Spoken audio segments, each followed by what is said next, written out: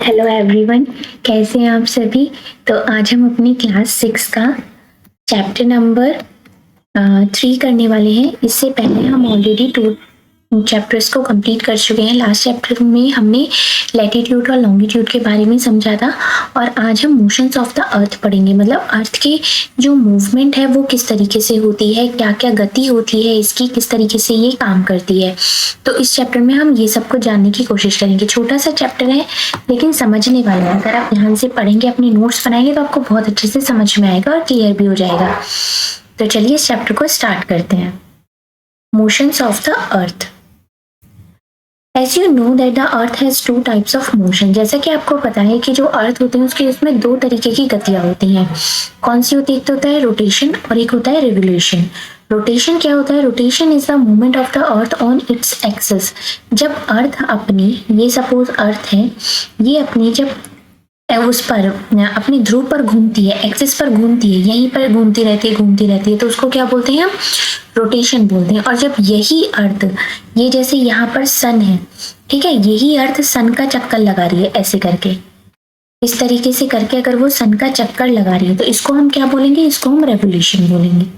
ठीक है, तो ये वाली चीज हो गई। 2 चीजें क्लियर हो गई। आगे देखते हैं। The axis of the earth which is an imaginary line, जो कि एक imaginary line है, make an angle of 66.5 degree with its orbit plane। अपने ऑर्बिट पर वो 66.5 डिग्री का ऑर्बिट बनाती है।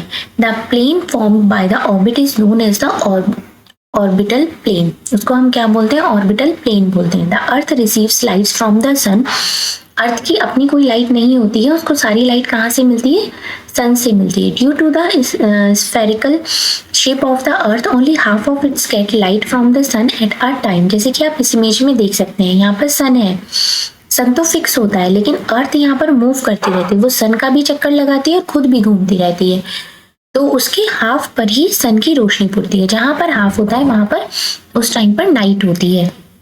The portion facing the sun experience day while the other half away from the sun experience night। मतलब वही मैंने बताया कि जहाँ पर सन की लाइट आती है वहाँ उस टाइम को डे होता है और जहाँ पर सन की लाइट नहीं आती है वहां पर क्या होता है? नाइट होती है। The circle that divides of day from night on the globe is called the circle of illumination। illumination, circle of illumination को बोलते हैं प्रदीप्त व्रत, जिसको हम हिंदी में बोलते हैं। जैसे कि इधर डे हो गया और इधर नाइट हो गई। This circle does not coincide with the axis as you see in the figure 3.2। The earth takes about 24 hours to complete one rotation around its axis। अब जो अर्थ है वो 24 घंटे लेती है एक चक्कर पूरा करने में अपनी एक्स पर। जब वो घूमती है, जब वो ऐसे अपनी एक्स पर घूमती है तो उस चक्कर को पूरा करने में वो 24 घंटे लेती है।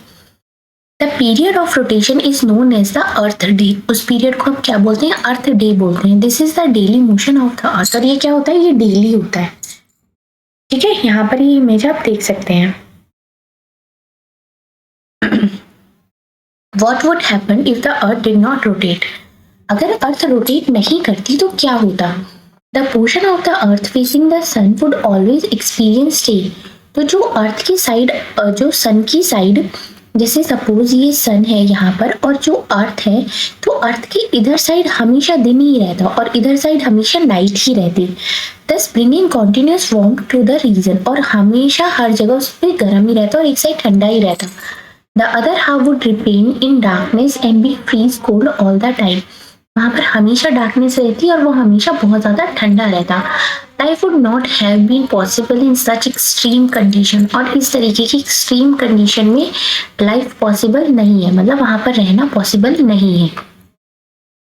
The second motion of the earth around the sun in its orbit is called revolution। अब यहाँ पे तो हमने बात करी थी कि जब अर्थ अपने एक्सिस पर घूमती है। अब हम बात कर रहे हैं जब अर्थ सन का चक्कर लगाती है तो उसको हम क्या बोलते हैं? उसको हम रिवोल्यूशन बोलते हैं। It takes 365.5 days, 1 year to revolve around the sun। पूरा 1 साल लेती है वो सन के अराउंड चक्कर लगाने का। We consider a year as consisting of 365 days only।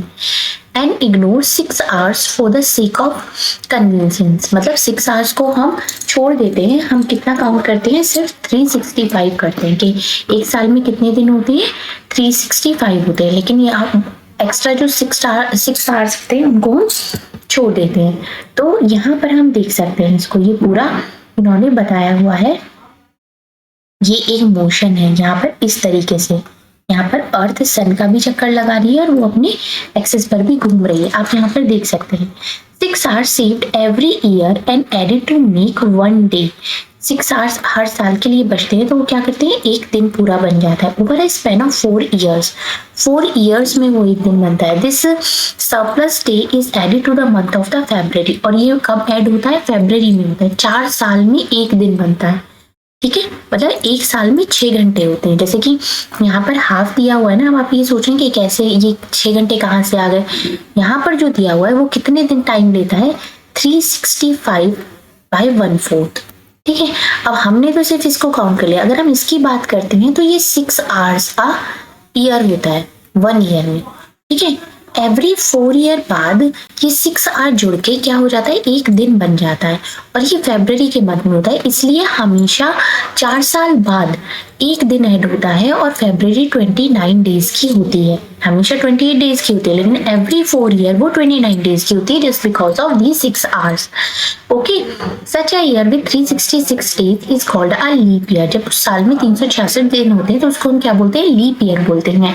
Find out when will be the next leap year will be. अब आपको ये फाइंड आउट करना है कि नेक्स्ट लीप ईयर कब है। आप इस फिगर में देख सकते हैं। It is clear that the earth is going around the sun in an elliptical orbit. ये क्या होता है? इलिप्टिकल ऑर्बिट होता है। Notice that throughout its orbit, the Earth is inclined in the same direction. एक ही डायरेक्शन में वो अर्थ incline रहती है। A year is usually divided into summer, winter, spring and autumn season. जो पूरा साल होता है वो समर, विंटर, ये सारे सीजन उसमें होते हैं। इस तरीके से वो डिवाइड होता है। Season changes due to the change in the position of the earth around the sun.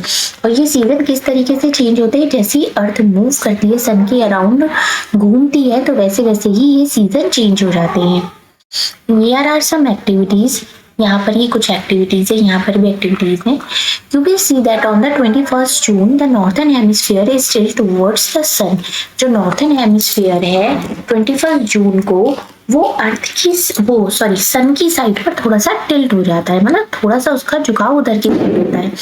The rays of the sun fall directly on the tropic of cancer. इस टाइम पे जो सन की रेज होती हैं वो tropic of cancer पर directly पड़ती हैं। एज अ रिजल्ट उसका रिजल्ट क्या होता है? These area received more heat. उस टाइम पे क्या होता है कि ये जो एरिया होता है वो उसको बहुत ज्यादा हीट मिलती है, गर्मी मिलती है। The areas near the poles receive less heat as the rays of the sun are slanting.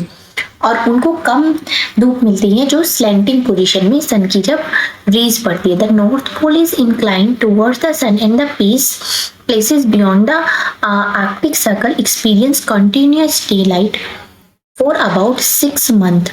तो ये कितना 6 महीने तक वहां पर लगातार डे लाइट होती है। Since a large portion of the northern hemisphere is getting light from the sun, it is summer in the regions north of the equator. तो इस टाइम पर वहां पर क्या होती है? समर होती है। The longest day and the shortest night at these places occurred is 21st June. तो इस तरीके से 21st जून को लॉन्गेस्ट डे होता है, सबसे बड़ा दिन होता है, सबसे छोटी रात होती है।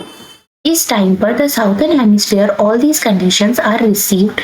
It is winter season there. उस टाइम पर वहां पर क्या होता है? उस टाइम वहां पर विंटर सीजन होता है। The nights are longer and the days, दिन और रात वहां पर बहुत बड़ी होती है। The position of the earth is called the summer solstice. तो उसको हम क्या बोलते हैं? उस सीजन को हम पोजीशन को, अर्थ की पोजीशन को हम समर सोलिस्टिक बोलते हैं। On 22nd of the December the tropic of Capricorn received direct rays of the sun as the south pole.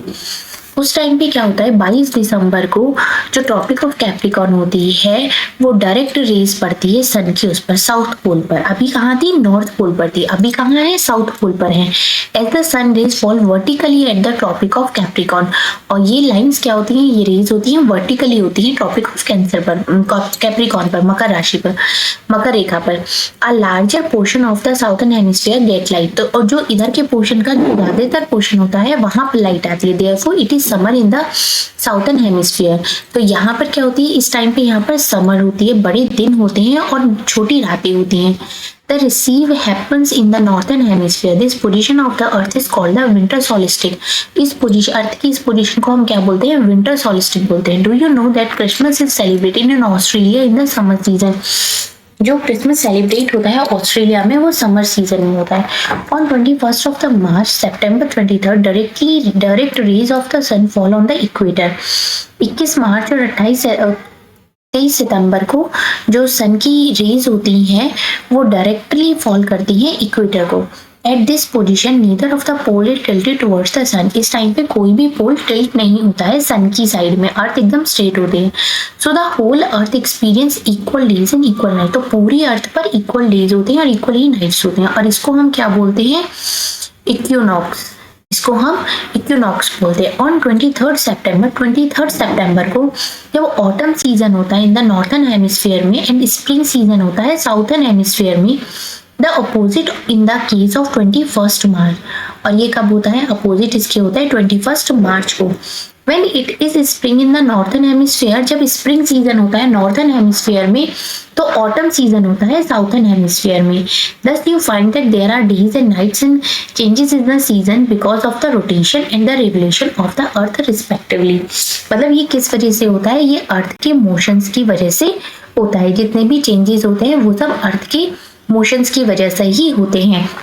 कि जब अर्थ सन की साइड टिल्ट होती है इस तरीके से, तो जो ये नॉर्थर्न हेमिस्फीयर होता है यहाँ पर बहुत ज़्यादा गर्मी होती है और यहाँ पर साउथर्न हेमिस्फीयर पर ठंड होती है।